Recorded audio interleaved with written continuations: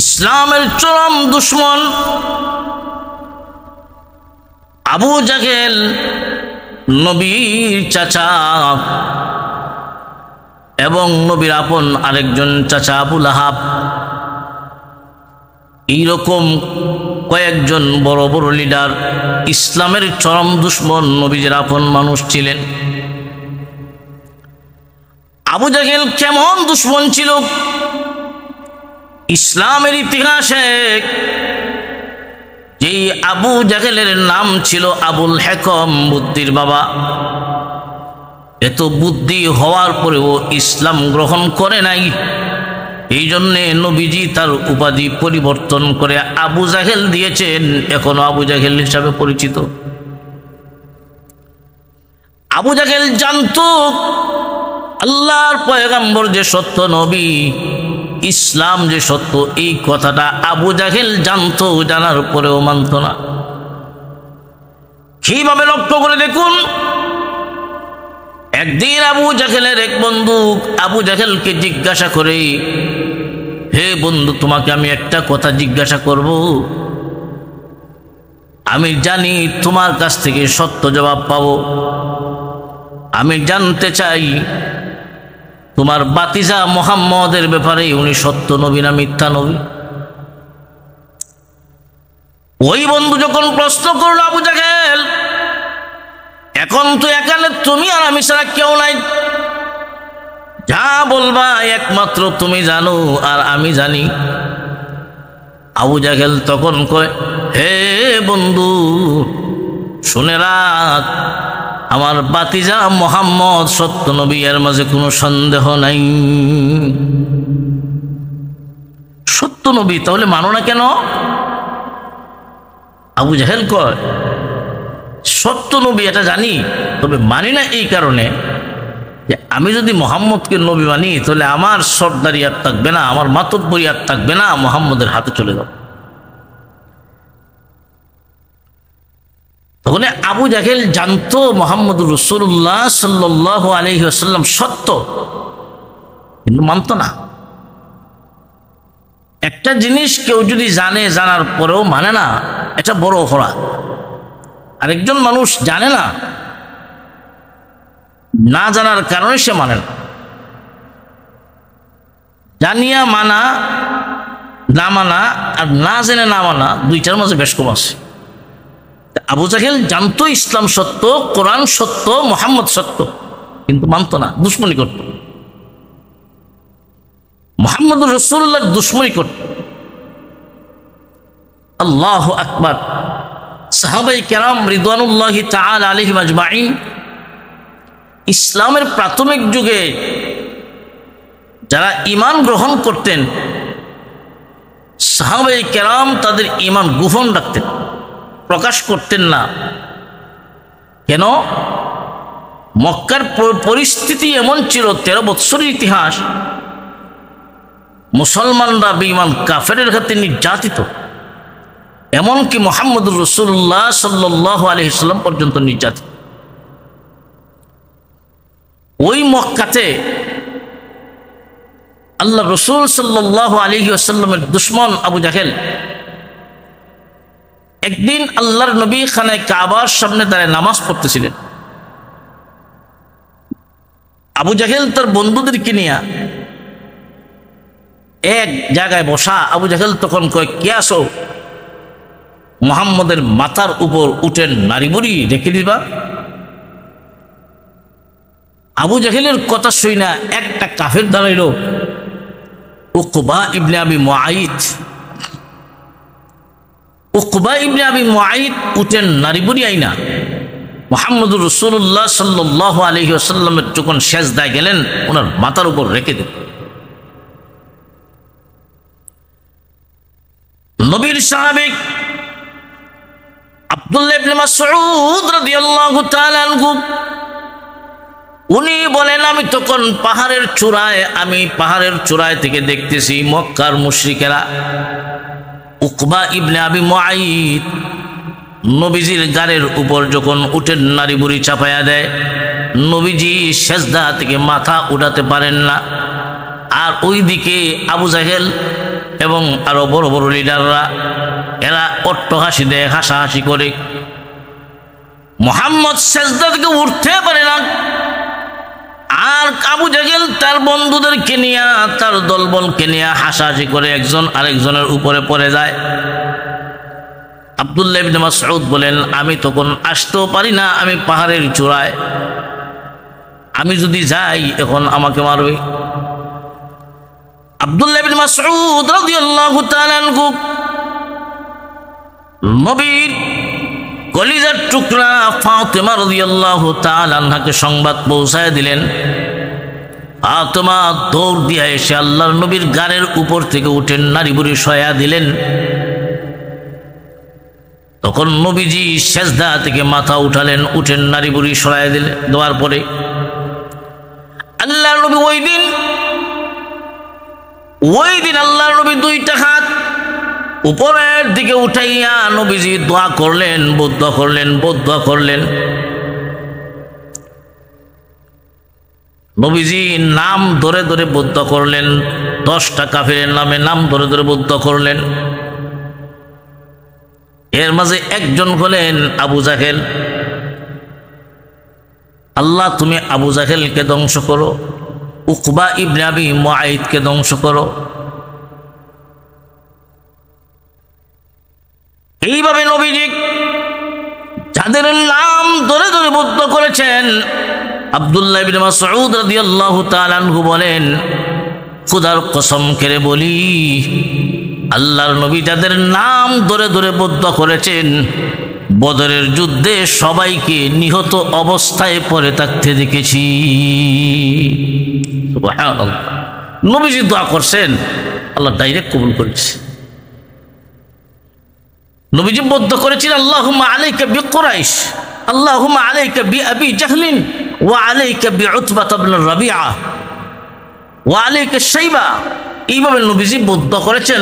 আব্দুল্লাহ ইবনে মাসউদ বলেন, খোদার কসম, যাদের নাম ধরে ধরে বদদোয়া করেছেন সবাইকে বদরের যুদ্ধে নিহত অবস্থায় পড়ে থাকতে দেখেছি। ইসলামের চরম দুশমন নবীর চাচা আবু জাহেল, সে জানতো মুহাম্মদুর রাসূলুল্লাহ সত্য, কিন্তু মানত না।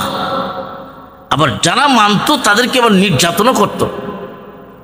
এমনকি আবু জাহেলের 2 ভাই ছিল, একজন আপন মায়ের পেটের ভাই, আরেকজন সৎ ভাই। একজন হলেন আইয়াস রাদিয়াল্লাহু তাআলা আনহু, আরেকজন হলেন সালামা রাদিয়াল্লাহু তাআলা। এই দুজনও মুসলমান হয়েছেন, কিন্তু আবু জাহেল জানে না তার এই 2 ভাই হযরত আইয়াস রাদিয়াল্লাহু তাআলা আনহু এবং সালামা, এই 2 জন যে মুসলমান হয়েছে আবু জাহেল নিজেও জানত না। আবু জাহেলের একজন বন্ধু ছিল, সে ছিল উতবা। এই উতবাও আবার ইসলামের দুশমন। উতবার একজন ছেলে আবু হুজাফা,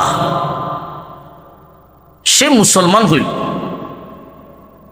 এই সংবাদটা আবু জাহেলের কাছে যখন আসলো, তখন আবু জাহেল তার বন্ধু উতবাকে ডাক দেয়, উতবা, শুনলাম তোমার সন্তান, তোমার ছেলে আবু হুজাফা নাকি মুসলমান হয়ে গেছে। উতবার সন্তান আবু হুজাফা মুসলমান হওয়ায় আবু জাহেল খুব ক্ষুব্ধ হলো, রাগান্বিত। শাসায় দিল উতবাকে, তোমার সন্তানকে আমার হাতে তুলে দাও, আমরা তাকে ইসলাম থেকে ফিরে আনবো, আর না হয় শায়েস্তা করব। একজন বাবা তার সন্তানকে হাতে তুলে দিবে মারার জন্য? উতবাও কঠোর হল, সম্ভব না। ও আবু জাহেল, তুমি আমার সন্তানকে শাসাইবা, আমার সন্তানকে তোমার হাতে তুলে দিব? আগে তোমার ঘরের খবর নাও, তোমার ভাই সালামা এবং আইয়াস মুসলমান হয়ে গেছে। তখন আবু জাহেলের মাথায় যেন আসমান ভেঙে পড়ল। আগে তো জানতো না। যখন উতবা এই সংবাদ দিল, তখন আবু জাহেল গিয়ে জিজ্ঞাসা করল, বাড়িতে গেল। আবু জাহেল আর দুজন ভাইকে জিজ্ঞাসা করলো, শুনেছি তোমরা নাকি মুসলমান হয়ে গেছো, ঈমান গ্রহণ করেছো। আবু জাহেলের দুই ভাই আইয়াস এবং সালামা রাদিয়াল্লাহু তাআলা আনহুমা, এই দুজন তখন স্পষ্টভাবে ঘোষণা দিলেন, হে আমরা ঈমান গ্রহণ করেছি। কারণ ঈমান এমন একটা জিনিস গোপন রাখা যায় না। ঈমানের পাওয়ার, ঈমানের স্পিরিট এমন, যাদের ভিতরে ঈমান পৌঁছে গেছে তাদেরকে যখন ঈমানের কারণে চাপ সৃষ্টি করা হয় তখন তাদের ঈমানের পাওয়ার মহান আল্লাহ বাড়াইয়া দেন। আবু জাহেলের দুই ভাই স্পষ্ট ঘোষণা দিয়া দিল, হ্যাঁ আমরা মুসলমান হয়েছি। আবু জাহেল তখন তাদেরকে বুঝায় এবং শাসাইয়া দেয়, তোমরা যদি ঈমান ছাড়তে না পারো তোমাদেরকে নির্যাতন করা হবে, শাস্তি দেওয়া হবে বিভিন্নভাবে। আবু জাহেল তাদেরকে শাস্তি দিবে, মক্কার মানুষরা তাদেরকে পিটাবে, নির্যাতন করবে। এই ভয় যখন দেখালো তখন আবু জাহেলের দুনু ভাই ঘোষণা দিল, আপনি যেমন হিশামের পুত্র, আপনি যেমন হিশামের ছেলে, আমরাও তো হিশামের ছেলে।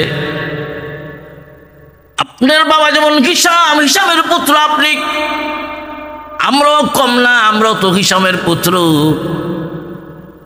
মানেন আর যাই করেন, খোদার কসম করে বলি, যেই ঈমান গ্রহণ করেছি হাজারবার মরতে পারি, একটা মুহূর্তের জন্যও ঈমান ছাড়তে পারি না। সুবহানাল্লাহ। ঈমান এটার নামই, যার ভিতরে ঈমান ঢুকে গেছে তাদের সাহস আল্লাহ তাআলা এমনভাবে বানায়া দেন যে ঈমানের স্পিরিট তখন বাড়তে থাকে, ঈমানের গোহন রাখে না।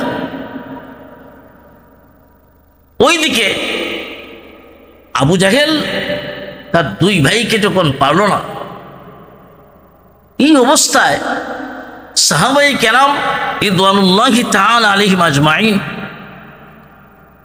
এরাও ইসলাম যারা গ্রহণ করেছেন এরা অনেকই গোপন, কেউ জানে না।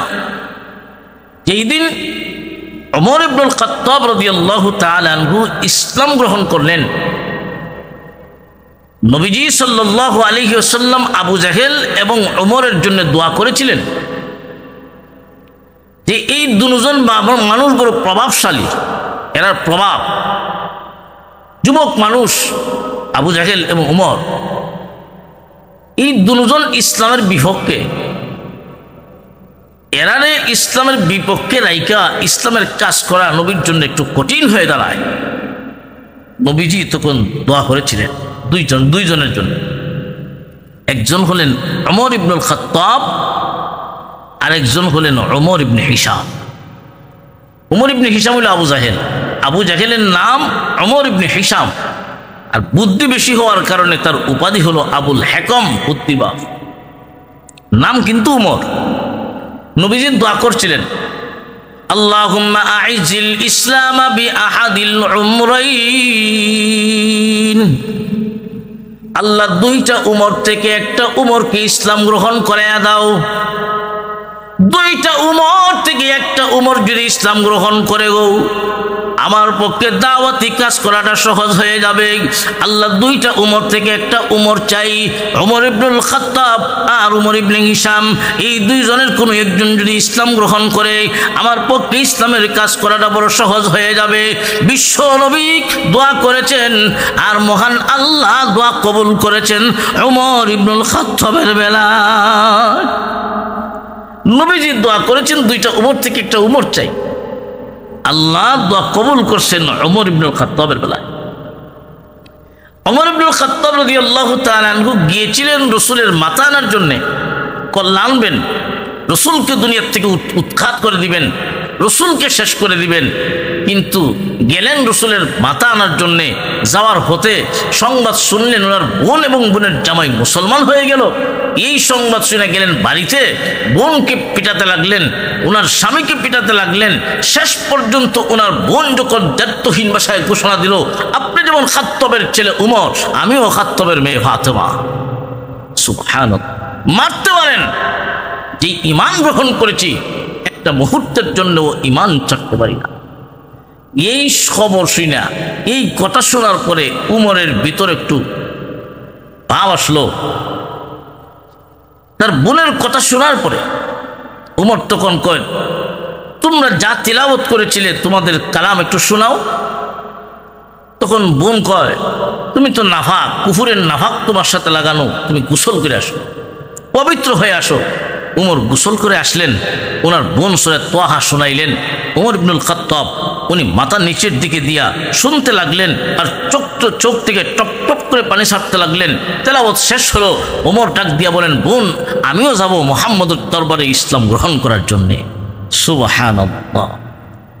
গিয়েছিলেন রসুলের মাথা আনবেন, আর রসুলের কাছে মাথা দিয়ে আইছেন। উমর রাদিয়াল্লাহু তাআলা আনহু ইসলাম গ্রহণ করবেন, রসুলের কাছে যাইতেছেন তলোয়ার হাতে নিয়া।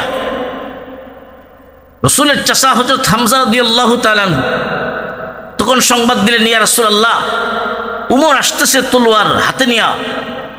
আল্লাহ রসুল বলেন, ও সাহাবীরা আসতে দাও, উমর যদি ভালোর জন্য আইসা থাকে তার জন্যই কল্যাণ, তার জন্যই ভালো। আর উদ্দেশ্য যদি খারাপ হয় তার তলোয়ার দ্বারা তার দেহ থেকে মাথা বিচ্ছিন্ন করা হবে। সাহাবায়ে কেরাম অপেক্ষা করতেছেন, উমর আসতেছেন। রসুলের কাছে গেলেন, রাসূল সাল্লাল্লাহু আলাইহি ওয়াসাল্লামের কাছে গিয়া উমর রাদিয়াল্লাহু তাআলা আনহু বসলেন আর ঘোষণা দিলেন, ইয়া রাসূলুল্লাহ, আমাকে পড়ায়া দিন লা ইলাহা ইল্লাল্লাহু মুহাম্মাদুর রাসূলুল্লাহ সাল্লাল্লাহু আলাইহি ওয়াসাল্লাম। উমর যখন মুসলমান হইলেন তখন ওই ঘরে যেখানে রসুল এবং সাহাবীরা ছিলেন এমন এক নারায়ে তাকবীর আল্লাহু আকবারের আওয়াজ দেওয়া হলো, আওয়াজ উঠলো, এই আওয়াজ কাবাঘর পর্যন্ত পৌঁছেছে।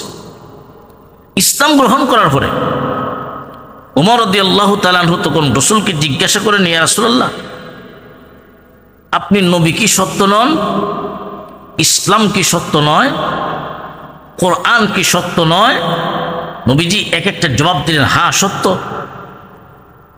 উমর তখন জবাব দেয়, ইসলাম যদি সত্য হয়, কোরআন যদি সত্য হয়, আপনি নবী যদি সত্য হন, তাহলে গোপনে গোপনে কেন নামাজ পড়ব?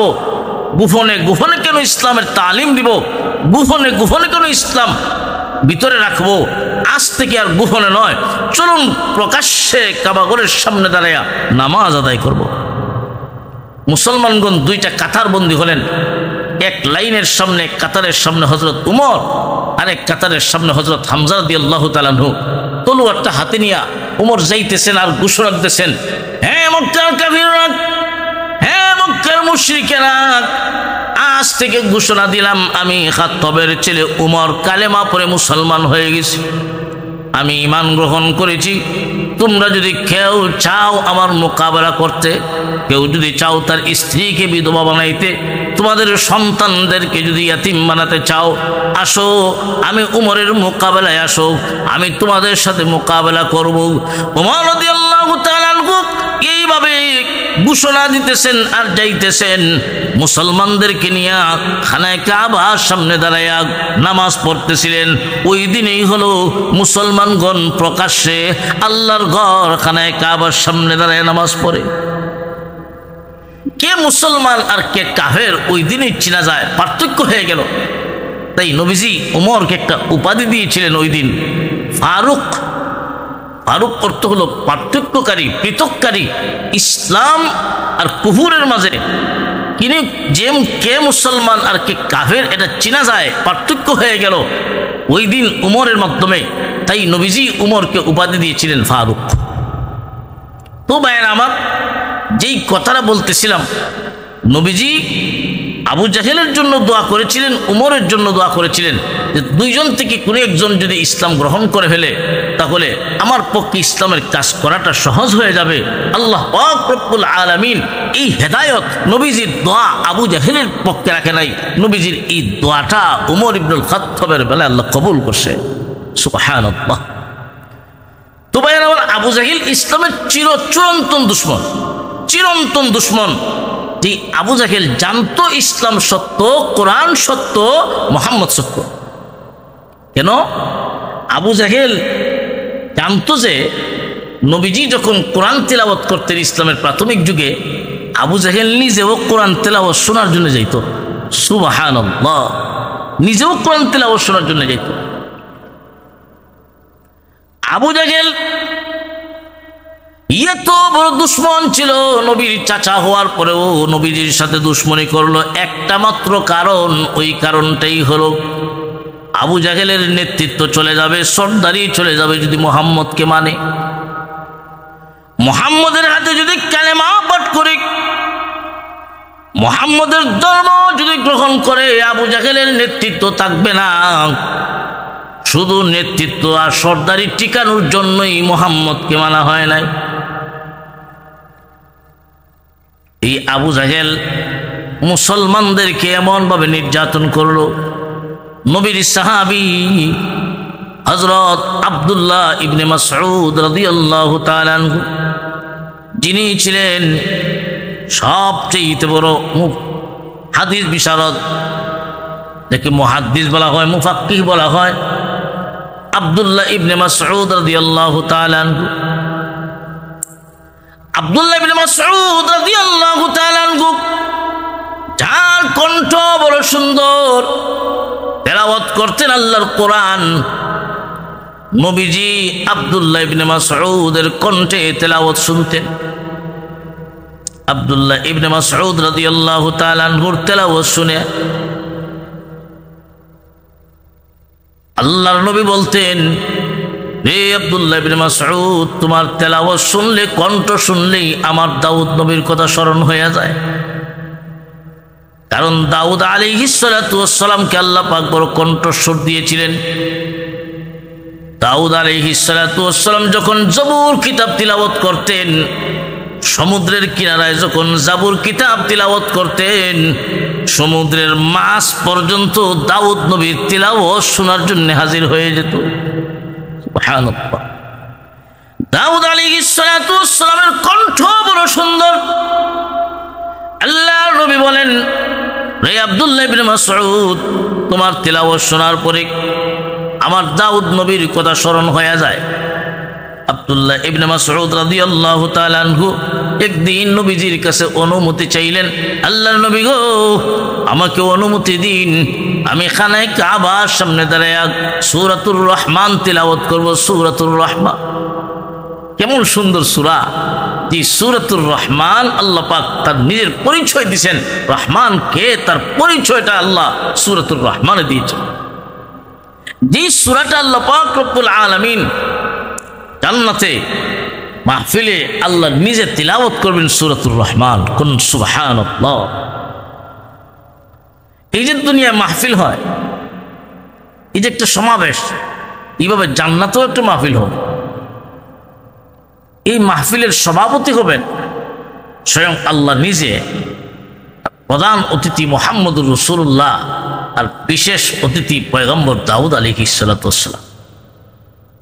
তিলাওয়াত করা হবে কোরআনের তিলাওয়াত। আল্লাহ পাক রব্বুল আলামিন হাসরের মাঠে নিজে তিলাওয়াত করবেন সূরাতুর রহমান। ওই দিন আল্লাহ তিলাওয়াত করবেন আর রহমান আল্লামাল কোরআন।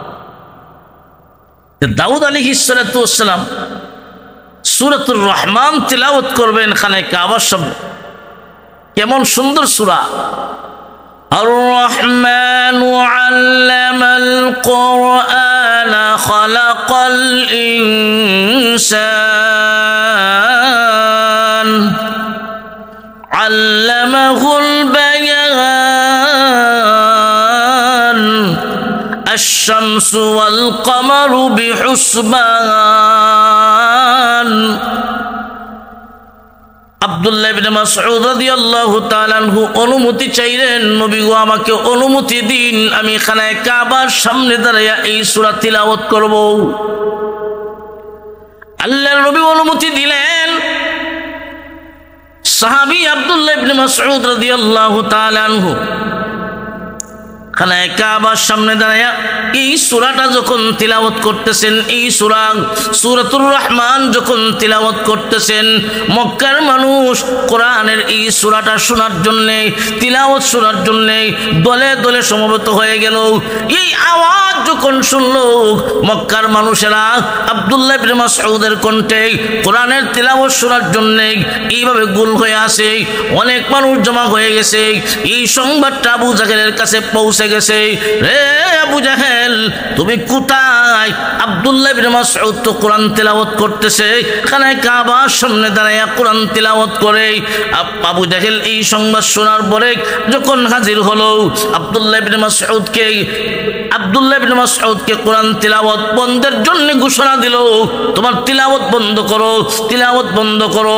কিন্তু না না, আব্দুল্লাহ ইবনে মাসউদ কোরআন তিলাওয়াত বন্ধ করলেন না, তিলাওয়াত চালিয়ে গেলেন। এমন ভাবে তিলাওয়াত করতে লাগলেন, সূরাতুর রহমানের তিলাওয়াত শেষ করলেন। তিলাওয়াত করতে করতে আবু জাহেলের বাধা না শুনিয়া তিলাওয়াত শেষ করলেন। এত মজার তিলাওয়াত, কোরআনের তিলাওয়াতের মাঝে একটা আকর্ষণ আছে।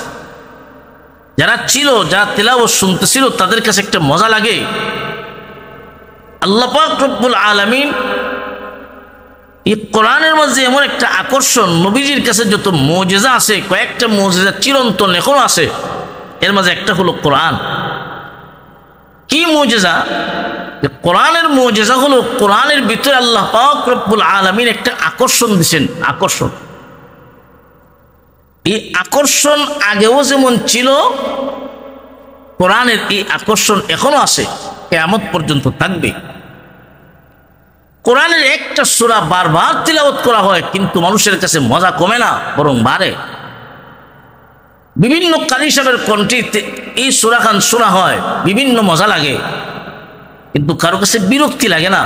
এই পর্যন্ত দুনিয়ার কোনো মানুষ এই কথা কোনো ইমাম সাহেবকে বলে নাই যে হুজুর সূরাতুল ফাতিহা নামাজের মাঝে আজকে এতদিন ধরে শুনে আসছি, সূরাতুল ফাতিহা একটু পরিবর্তন করে।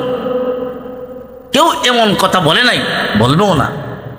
কিন্তু দুনিয়ার বানানো কোনো জিনিস, একটা গান মনে করেন একবার দুইবার তিনবার শুনছেন, এখন আর ভালো লাগবে না, পুরান হয়ে গেছে, পুরান গান। কিন্তু আল্লাহর কোরআনের ভিতরে একটা আকর্ষণ আল্লাহ পাক দিয়েছেন। কেমন আকর্ষণ? কোরআনের তিলাওয়াত শুনে অনেক কাফির, অনেক খ্রিস্টান মুসলমান হইতো। এখনো কোরআনের তিলাওয়াত শুনে মানুষ মুসলমান হয়ে যায়, ঠিক না বেঠিক? এই আকর্ষণ আল্লাহ প্রদত্ত এখনো আছে। যেই সমস্ত মানুষ আব্দুল্লাহ ইবনে মাসউদের কণ্ঠে তিলাওয়াত শুনতেছিল, ওইদিকে তারাও দেখতেছে যে আবু জাহেল বাধা দেয়। কিন্তু আব্দুল্লাহ ইবনে মাসউদ তিলাওয়াত করতেছেন, তারা তিলাওয়াত শুনতেছে, আবু জাহেল বাধা দেয় কেন? জানে কোরআন সত্য, এরপরও বাধা দেয়। যে এটা তার অভ্যাস, যে মুহাম্মদুর রাসূলুল্লাহ ভালো কাজ জানার পরেও বাধা দেওয়া, এটা আবু জাহেলের কাজ। আপনি আমার সমাজেও দেখবেন কিছু মানুষ এমন আছে, জানে এটা সত্য, যে কোনো মানুষ একটা মসজিদ বানানোর জন্যে অথবা কোনো ঈদগাহ নির্মাণের জন্যে কোনো জায়গায় মনে করেন একটা ঈদগার প্রয়োজন, কোনো মানুষ এমন ভালো একটা কাজের উদ্যোগ নেবে, সমাজের একদল মানুষ দেখবেন তার বিরোধিতা লিপ্ত হয়ে যাবে। ওই মানুষটা জানে যে এখানে ঈদগাহ প্রয়োজন, ওই মানুষটা জানে এখানে মসজিদ প্রয়োজন, ওই মানুষটা জানে এখানে মাদ্রাসা প্রয়োজন, জানার পরেও বিরোধিতা করবে, জানার পরেও আপনার বিরোধিতায় লেগে যাবে, মানুষকে ফুসায় তুলবে। এমন আছে না নাই? এমন মানুষ যারা ওই আবু জাহেলের এমন চরিত্র, আর তাদের চরিত্রের মাঝে কোনো বেশ কম নাই, ঠিক না বেটি? ভাই আমার লক্ষ্য করে দেখুন, আব্দুল্লাহ ইবনে মাসউদ রাদিয়াল্লাহু তাআলা আনহু যখন তেলাওয়াত শেষ করলেন, তখন আবু জাহেল আব্দুল্লাহ ইবনে মাসউদের কাছে গিয়া, যেহেতু মক্কার লিডার, কাফিরদের লিডার আবু জাহেল, তার কথা শুনে নাই। আবু জাহেল এই জন্যেই এমনভাবে সজোরে একটা চপের আঘাত করলো, আব্দুল্লাহ ইবনে মাসউদের চর দিল, তাপ্পর দিল। আবু জাহেলের তাপ্পরে আব্দুল্লাহ ইবনে মাসউদের কানের পর্দা ফেটে যায়, রক্ত বের হয়ে গেছে। আব্দুল্লাহ ইবনে মাসউদ রাদিয়াল্লাহু তাআলা আনহু কাঁদেন, রক্ত পড়তেছে। নবী এই সংবাদ শুনে নবীজিও কান্দে। আবু জাহেল শক্তি আছে, জনবল আছে, লিডার মানুষ, উনি থাপ্পড় দিলেন। আব্দুল্লাহ ইবনে মাসউদ রাদিয়াল্লাহু তাআলা আনহু চোখ থেকে পানি ছেড়ে ছেড়ে কান্দে, কোনো প্রতিবাদ নাই। নবীজিও কান্দে। ওই দিন একমাত্র যিনি হাসছিলেন তিনি হলেন আপনি আমার রব মহান আল্লাহ। ওই দিন হাসছিলেন। আব্দুল্লাহ ইবনে মাসউদ থাপ্পড় খাইছেন, কানের পর্দা ফেটে গেছে। নবীজি কান্দে, আব্দুল্লাহ ইবনে মাসউদ কান্দে, আর আল্লাহ হাসেন। জিবরাইল প্রশ্ন করে, আয় আল্লাহ, তোমার কালাম তেলাওয়াত করার অপরাধে আব্দুল্লাহ ইবনে মাসউদকে এমন নির্যাতন করলো, এমন থাপ্পড় দিল, তার কান ফেটে গেল, পর্দা ফেটে গেল। আব্দুল্লাহ ইবনে মাসউদ কান্দে, নবী কান্দেন, আপনি হাসেন। আল্লাহ তখন বলেছিলেন, ও জিবরাইল, আব্দুল্লাহ ইবনে মাসউদ কান্দে, আমার নবী কান্দে, আর আমি কেন হাসি? এই কথাটার জবাব তুমি পাইবা সামনে বদরের যুদ্ধের দিন পাইবা। আল্লাহু আকবার। ভাইরা আমার, যেই আবু জাহেলের জন্য বিশ্বনবী বদদুয়া করেছেন, আল্লাহুম্মা আলাইকা বিআবি জাহলিন, আল্লাহ তুমি আবু জাহেলকে ধ্বংস করো। আল্লাহ তো ওই দিন এই দোয়া কবুল করেছেন। আব্দুল্লাহ ইবনে মাসউদ বলেন, নবীজি দোয়া করেছেন যাদের নাম ধরে ধরে প্রত্যেককেই বদরের যুদ্ধে নিহত অবস্থায় পড়ে থাকতে আমি দেখেছি। বদরের যুদ্ধে আবু জাহেলকে যেই দুই ভাই মাআজ এবং মুআউযিজ রাদিয়াল্লাহু তাআলা আনহুমা, মাআজ এবং মুআজ, এই দুই ভাই আবু জাহেলকে হত্যা করে ফেলল। আবু জাহেল জমিনে পড়ে আসে, আর আব্দুল্লাহ ইবনে মাসউদ রাদিয়াল্লাহু তাআলা আনহু বদরের যুদ্ধের দিন দেখতেছেন, লাশ দেখতেছেন, কয়টা মারা গেছে। এর মাঝে একটা আবু জাহেল। 70 জন কাফের ওই দিন নিহত হয়েছিল, আর 70 জন কাফির বন্দী হয়েছিল। ওই যুদ্ধটাই হলো ইসলামের প্রথম যুদ্ধ, ঐতিহাসিক বদরের যুদ্ধ। ওই দিন মহান আল্লাহ 313 জন মুজাহিদ, কেউ কোনো অস্ত্র নাই, নিরস্ত্র, আর ওইদিকে অস্ত্রে শস্ত্রে সুসজ্জিত 1000 সৈন্যের মোকাবেলা হবে, 1000 সৈন্য কাফেররা, আর ওইদিকে 313 জন মুজাহিদ বাহিনী। আল্লাহর নবী তখন তাবু থেকে ওই দিন দোয়া করেছেন, আল্লাহ তুমি যদি চাও আজকের দিনের পরে এই জমিনে তোমার নাম জপনেওয়ালা বাকি থাকবে। আল্লাহ তুমি যদি চাও গো আজকের দিনের পরে এই জমিনে তোমার নামের প্রচার হবে, তাহলে আমার 313 জন মুজাহিদদেরকে তুমি সাহায্য করো। আল্লাহ পাক রব্বুল আলামিন বিশ্ব নবীকে তখন সান্ত্বনা দিলেন, নবী গো আপনি কান্দেন না, সেজদা থেকে মাথাটা উঠান, আপনি কান্দেন না। আমি আল্লাহ আপনার কান্দা পছন্দ করি না, আপনার চোখের পানি সহ্য করতে পারি না। ওগো নবী আপনি মাথা উঠান, আমি কথা দিলাম এই বদরের যুদ্ধে প্রথমে আমি আল্লাহ 1000 ফেরেশতা পাঠায়া সাহায্য নাজিল করলাম। আপনি মাথা উঠান, কাঁদতে হবে না, আমি আল্লাহ ওয়াদা দিলাম এই বদরের যুদ্ধে আমি আল্লাহ ফেরেশতার বাহিনী পাঠায় আপনাকে সাহায্য করব। আল্লাহ এই কথাটা নবীজি আল্লাহর কাছে চাইলেন, আর আল্লাহ যে 1000 ফেরেশতা দিলেন, এই কথাটা কোরআনের আয়াত বানায়া নবীজির কাছে নাজিল করে। সুবহানাল্লাহ। ইয তাস্তাগীসুনা রাব্বাকুম ফাস্তাজাবা লাকুম আন্নী মুমিদ্দুকুম বিআলফিন মিনাল মালাইকা। আল্লাহ পাক রব্বুল আলামিন বলেন, আমার হাবিব যখন আমার কাছে চাইলেন, সাহায্য চাইলেন, আমি আল্লাহ আমার হাবিবের ডাকে জবাব দিলাম। ফাস্তাজাবা লাকুম, আমি আমার নবীর ডাকে জবাব দিলাম। শুধু জবাব দিলাম তা নয়, আন্নী মুমিদ্দুকুম, আমি আল্লাহ আপনাকে সাহায্য করলাম, সাহায্য করব।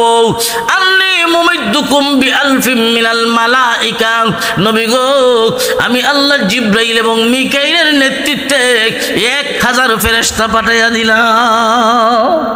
সুবহানাল্লাহ। এই বদরের যুদ্ধে আল্লাহ ফেরেশতা পাঠাইছেন, আল্লাহর কাছে সাহায্য চাওয়া হলো। যে আল্লাহর কাছে সাহায্য চাওয়া হলো আর যে আল্লাহ সাহায্য দিলেন, এই আল্লাহ কি এখন নাই? মুসলমান, কোনো সময় আছে, যে কোনো মুহূর্তে যদি বিপদ পড়ো আল্লাহর কাছে সাহায্য চাও। মহান আল্লাহ যেইভাবে বদরের যুদ্ধে ফেরেশতা পাঠাইয়া সাহায্য করেছিলেন, এই আল্লাহ তো এখনো আছেন।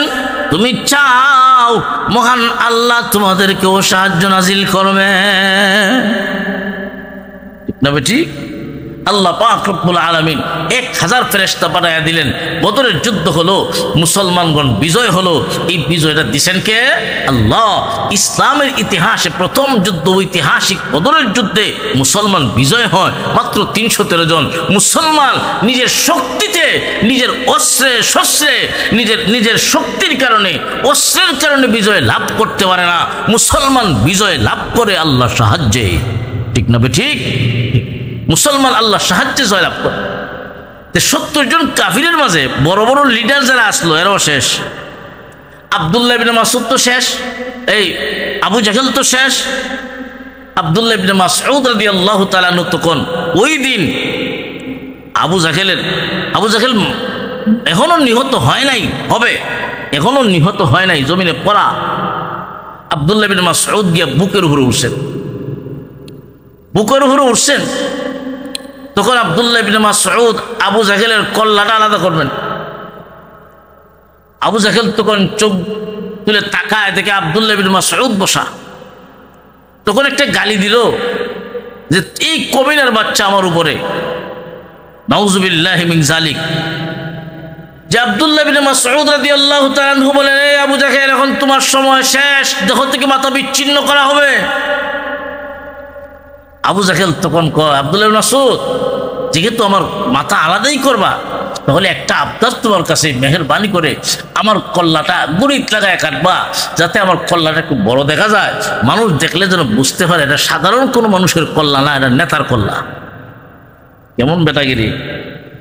আব্দুল্লাহ ইবনে মাসউদ রাদিয়াল্লাহু তাআলা আনহু আবদার গ্রহণ করলেন, আবদারটা রাখলেন, গুরিত লাগায়া কল্লাটা আলাদা করলেন। এই কল্লা নিয়ে যাবেন নবীজির কাছে।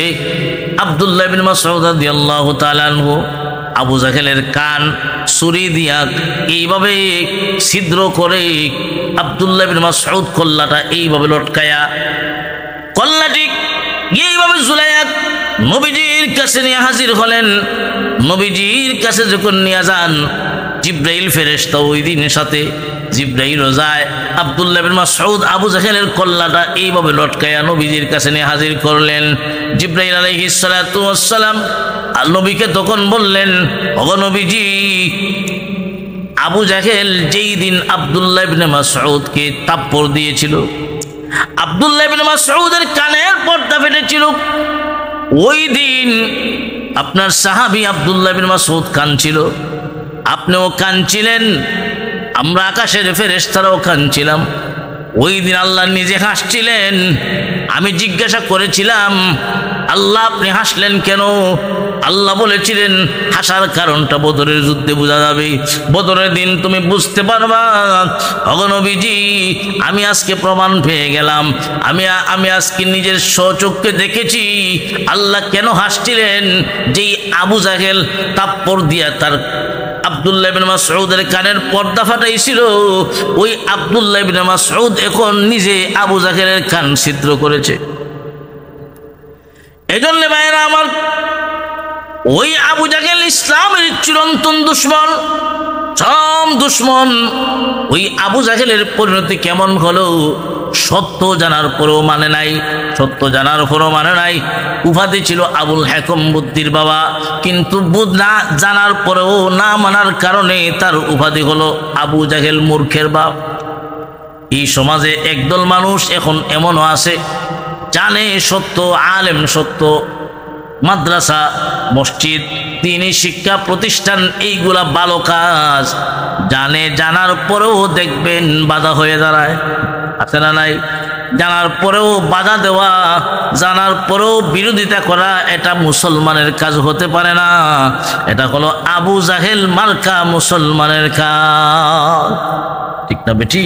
আল্লাহ পাক রব্বুল আলামিন আমাদের সবাইকে সত্য জানার পরে যেন আমরা মেনে যাই। আমি যা জানবো, সত্য যা জানবো তা যেন মানতে পারি, শয়তানের দোকায় যেন, নিজের নফসের দোকায় যেন মানা থেকে বিরত না হই। আল্লাহ পাক রব্বুল আলামিন আমাদের সবাইকে তৌফিক দান করুক। সকলে বলুন